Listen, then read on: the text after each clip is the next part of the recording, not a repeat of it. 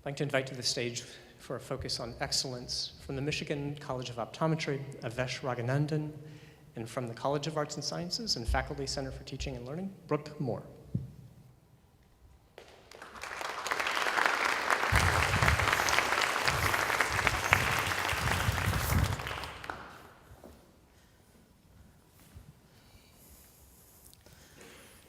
Good afternoon, Avesh. How are you? Good afternoon, Brooke. Fine, thank you. We are here to talk about the core value of excellence, and I think that makes total sense because you just received the Distinguished Teacher Award. Congratulations. Thank you very much. Yeah. Appreciate that.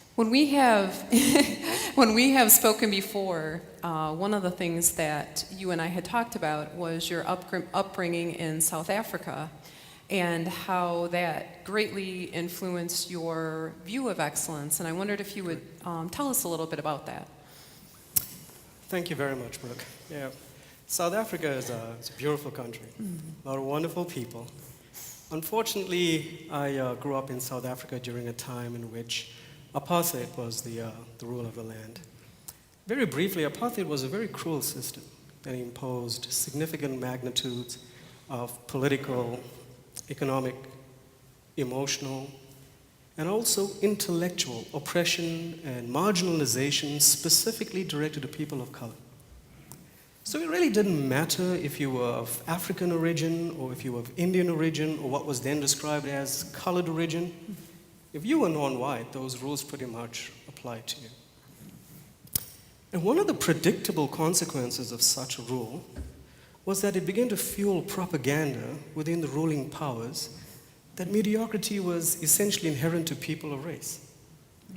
And in fact, one of the architects of apartheid, Henry Ferris, firmly believed that people of color should only be educated to an extent that was necessary for them to conduct their social duties. So you can imagine that during that time, people of color were pretty much ordained or destined to do unskilled to semi-skilled labor. And much of this philosophy actually provided further impetus for the ruling powers back then to place further barriers of access to education and higher learning centers, specifically directed to people of color. So for people like myself and for generations that grew up during that period, not only did we have to break through the scourge of poverty that was imposed upon us directly or indirectly by this very cruel system, but we had to confront head-on the misconception that mediocrity was race-based. So this had a profound effect on my value systems in life. It had a profound effect on my general outlook in life. It definitely influenced my philosophy, where I very strongly believe that abilities are evenly distributed across the world, evenly distributed across all nations. However, resources and opportunities are not. I can see why you say that.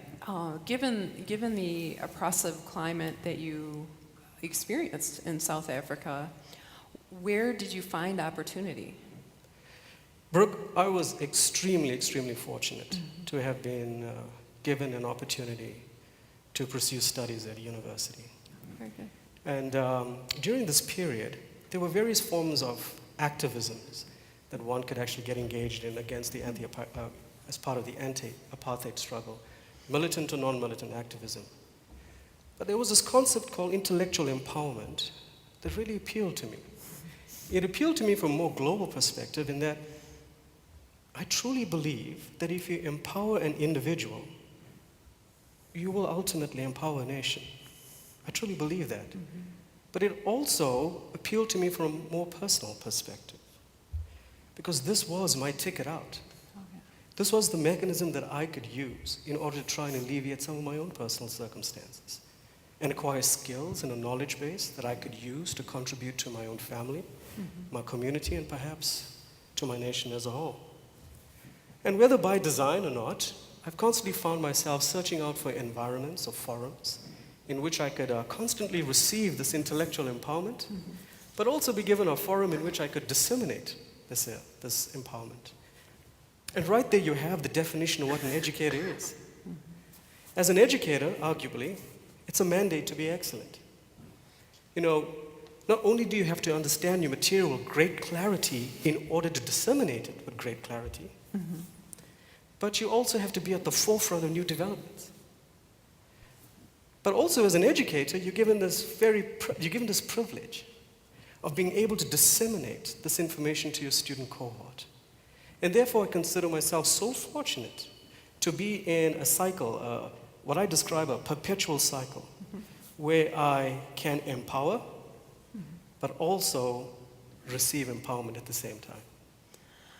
That's so neat to hear you say that about empowerment. And I'm guessing as you went through this journey, that there were some people that helped you along the way. Did you have maybe a specific teacher that helped you? Yes, most definitely. Okay. I'd just like to preface my response to that statement by saying that, while intellectual empowerment is a key principle of liberation, the inherent acknowledgement of ability in an individual and the provision of adequate opportunity, I believe, will take this concept of intellectual empowerment from a theoretical realm into a more functional, practical realm.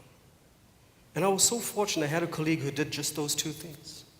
His name is Dr. Kovan Naidu, who was back then the head of Department of Optometry at the University of Durban Westville in KwaZulu-Natal, South Africa.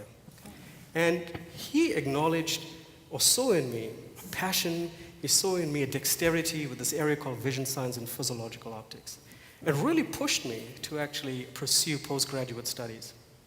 Furthermore, he was a fellow Fulbright scholar. And he also encouraged me to look into this opportunity. And I was fortunate I did. I was very fortunate to have been awarded a Fulbright scholarship and then allowed me to pursue postgraduate studies at Houston. This opened up a number of doors of opportunities for me and allowed me to engage in a journey I describe as remarkable, a remarkable journey in this world of academia and research. And has allowed me to acquire so many skill sets and a knowledge base that I am truly thankful for and truly fortunate to have. Very good. Now, when you were going through this experience, I'm guessing that you were kind of finding your way as a teacher. Yes. How have you seen some of your early excellence, I guess you could say, translate into the classroom now? How do you see that happening? You know, Brooke, one of the advantages of being in school for a significant part of your professional career is that you're bound to meet some excellent educators. I was fortunate I did. And while they taught a number of different courses, there were several characteristics that they shared in common. You know, they were content authorities. They taught with a level of clarity and confidence. And whenever they did teach, they always highlighted conceptual relevance, contextual relevance, and they stimulated analytical reasoning. But the two most important characteristics that really stood out for me in these excellent educators, one was the ability to create an environment in which the student was not afraid to fail. Now, as educators, we know when you do that, you make learning very enjoyable, but also you provide the student with an opportunity to take responsibility for the acquisition of their own knowledge. That resonates with me, because I had a personal experience when I first started off doing my dissertation studies. And I came up with this cool experimental idea, what I thought was cool back then, and went ahead and devised an experiment and collected data, and this went on for several months. And then the exciting stage of analyzing the results, and lo and behold, it was no effect. Oh. It was a negative result. I was extremely disappointed. I was extremely, extremely despondent. I saw it as failure. I then sat with my advisor, and one of the things that he told me was, which I still recall up until today, it's amazing, is that never be discouraged by a negative result or perceived failure, especially when intuition predicts the opposite. Sounds very interesting, but then we sat and we looked at this data, and we found some really interesting inconsistencies in this negative result by itself. And we then came up with some fairly innovative and interesting experiments that actually tested various hypotheses, and this culminated rather successfully in my dissertation. So try and keep on trying.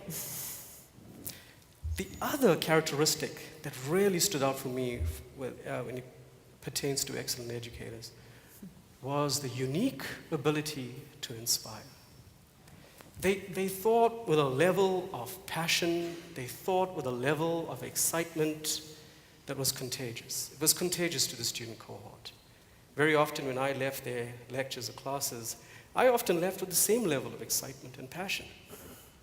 Now, very often when I try to teach a class, or while I'm in patient care with students, I try to use these as guiding principles. And while I, by no way, am trying to assert that I perfected any one of these principles, I am comforted by the fact that at least I've started a journey to experiment with them. Absolutely. When I hear you talk about inspiration, I guess what that makes me think about is when you have a bad day, right? Yeah. Do you have a bad day every once in a while? Oh. Okay. Tell us how you continue to be inspired. Great question, Brooke. Unfortunately, it's easier said than done. Nevertheless, I'll give it a shot. Okay. Many a times, when we plateau, when we reach a point when inspiration is in dire need, in my specific context, my background is inescapable. Many a times I reflect on my background, and I ask myself the question, what's the alternative? True. Many a times I come up with the answer that progress in this case is non-negotiable. It keeps me going. I've also found mentoring to be very beneficial to me. I always try purposefully to liaise and interact with mentors whose accomplishments mirror my own aspirations. I find that to be, it helps guide me, and of course inspires me, gives me new ideas. Conferences also inspire me. Great fertile opportunity to acquire new ideas, bounce off new ideas, and also to establish key collaborations with people who actually tend to have expertise in an area. But last and not least, I get a lot of inspiration from the validation I receive from my students. You know, there is nothing more gratifying than bumping into a student who graduated several years ago, and they recall an incident of some concept you talked about either during patient care or during your lectures, and they tell you how they use that concept to solve a patient's problem. You know, right there is one of the most gratifying outcome measures of an educator. The outcome measure that, you know, I think I made a difference. I'm sure you have. I'm sure you have. Last question, just kind of curious about this. As a Ferris community, we've picked 6 core values, and one of them is excellence. They made the top 6, you could say. Do you feel that we made a good choice? Most definitely. Okay. The pursuit of excellence is endemic to almost anything that we do. The act of pursuing excellence, in my opinion, challenges the status quo. True. Whether we ask questions like how we do things differently or how we do things more efficiently.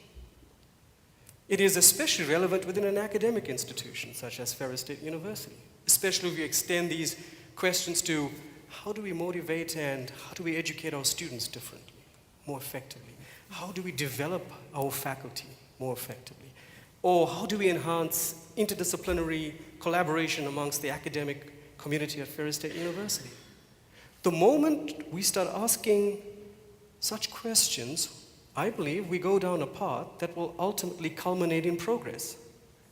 So if we want to create a progressive university, if we want to produce a product, a student, with a quality that can rival any other across the nation, then in my opinion, I think it is almost mandatory that we adopt the pursuit of excellence as a core value.